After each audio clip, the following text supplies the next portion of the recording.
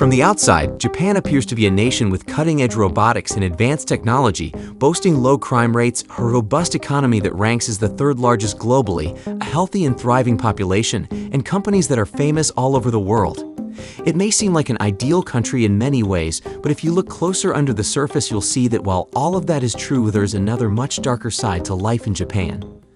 Unknown to most of the world, Japan has millions of people who have failed to succeed in the society and ended up completely isolated from it. Without access to jobs, marriages, and means to live a normal and happy life, they are known as the lost generation and comprise nearly 18% of the country's population, and their sad story is a symbol of Japan's fall and a sign of its disturbing future. In the 1980s, Japan was seen as the next economic superpower that was going to replace the United States.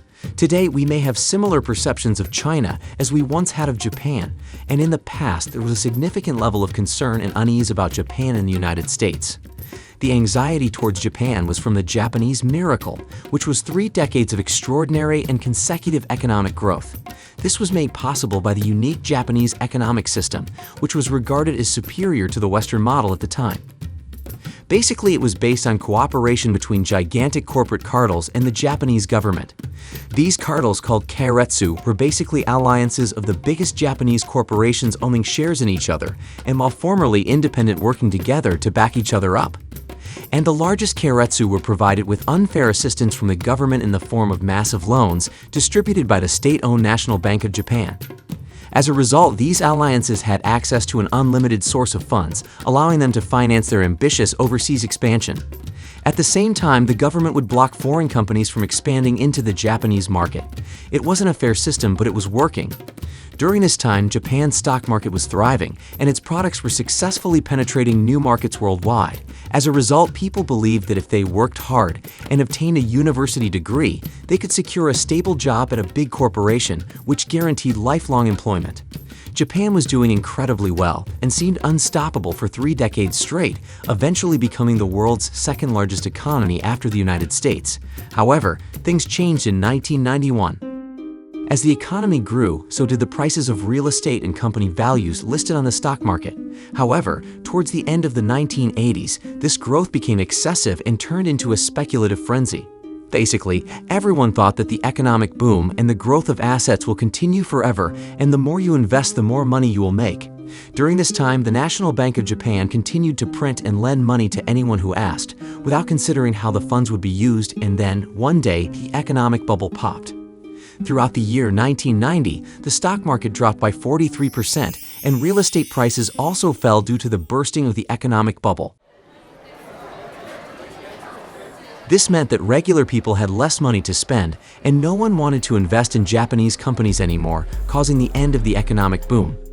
On top of that, after the economic bubble burst, it became apparent that there were many problems within the Japanese system, and widespread corruption was uncovered in both business and government. There were businesses that should have gone bankrupt a long time ago, but they managed to survive, only due to the continuously borrowed cheap money from the government. Within a decade, Japan went from being known as an economic powerhouse to being referred to as the sick man of Asia. Although this was a significant decline, it wasn't completely new. Economies of different countries go up and down, and that's part of life, but in Japan it was different. Unlike in other countries, the economic downturn in Japan had devastating effects for a whole generation. Effects that millions of people have never recovered from to this day. So why was that? Well, in order to answer that, we must first understand the Japanese hiring system, which is known to be extremely demanding and unique compared to other job markets around the world. A corporate career in Japan starts with shoshoku katsudo, a unique Japanese job hunting ritual that university graduates go through at the end of their studies. Many companies, including the biggest keiretsu, hire only new graduates once a year in large numbers. And the new graduates who pass the rigorous selection process are given a job which they keep for decades until retirement. This is known as shushinkoyo, or lifetime employment, and promotions usually only happen from within the company. This system also makes the job market very strict. You only have one chance to get a good job right after graduation, and once you get hired, you are expected to stay with the company for your entire career. But if you can't get a good job, it can be very difficult to find another one. And the doors of most companies will remain closed to you forever. During the boom, it was relatively easy to get a corporate job in Japan. However, after the bubble burst in 1990, most companies stopped hiring new graduates for almost a decade to protect their lifelong employees during the economic crisis. They eventually resumed their hiring in the new century, although finding a job became much harder. However, for those who graduated in the 1990s, it was already too late. They were not graduates anymore by then, and so the companies would not hire them as they were hiring fresh graduates instead. Millions of people were left behind and stuck with temporary, low-paid jobs for the rest of their lives just because they were born at the wrong time and fell through the cracks of the system. This period was known as the Employment Ice Age, and people who graduated during that time were the lost generation. The situation is not just unfortunate for those affected, it also has a negative impact on the whole of Japanese society and raises concerns about Japan's future.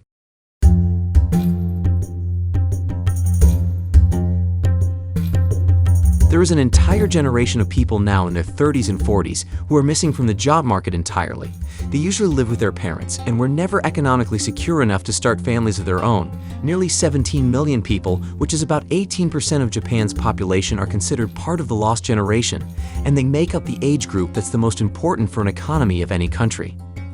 It's the people in their 30s and 40s who usually spend the most and keep the economy going, but in Japan there's no one to do that now, and the economy is not Japan's only problem that's getting worse. Currently, the country is dealing with what's been called superaging. Japan has a large elderly population, covering almost 30% of its total population, and it's aging faster than any other country in the world. This is partly due to the fact that the lost generation never had many children.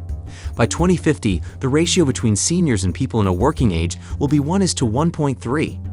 In Japan, like in any other country, the elderly rely on taxes paid by working-age people. However, with the large percentage of elderly people in Japan and the lost generation struggling to find stable jobs, this system will become unsustainable. Additionally, the lost generation has also created another social issue that is damaging to the survival of Japanese society: the phenomenon of so-called hikikomori. These are Japanese men who have voluntarily decided to completely cut themselves off from the society and are spending their lives in complete isolation, never leaving their house, and not having any social contacts, usually being completely financially dependent on their parents. Today, there are almost 1 million of these men in Japanese society, with many more on the verge of joining them, and this is quickly becoming a major issue that affects the entire society. The problem is that the Japanese economy is still not doing great, and at the same time it still has an extremely rigid work culture. Many people are trapped in low-paying jobs, and the number of such people is increasing as more young people fail to succeed in the system, which eventually makes them lose hope in living a worthy, peaceful life.